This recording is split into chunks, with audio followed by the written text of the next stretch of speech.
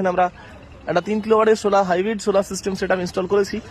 আমরা কাস্টমারের কাছ থেকে রিভিউ নিতে এসেছি এবং চেক করতে এসেছি যে কেমন কি সিস্টেম চলছে না চলছে, কাজ কেমন কি হচ্ছে, আপনাদেরকে সব কিছু বিস্তারিত দেখাবো এবং কাস্টমার কিভাবে সোলারের বেনিফিট পাচ্ছেন সেটাও দেখাবো, বা সোলার থেকে কিছু চলছে কিনা, যেটা নিয়ে একটা ভ্রান্ত ধারণা রয়েছে অনেকের মধ্যেই যে আদৌ সোলার থেকে সব কিছু হয় কিনা, সেটা আপনাদেরকে ডাইরেক্টলি আমি ভিডিওর মাধ্যমে দেখাবো।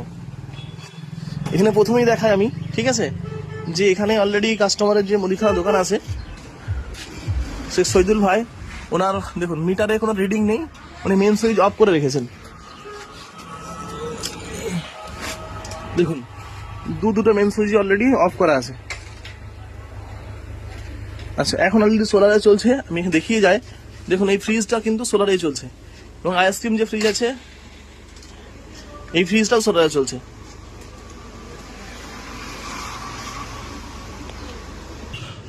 আমরা এখানে ইনভার্টার সেট আপ করেছি।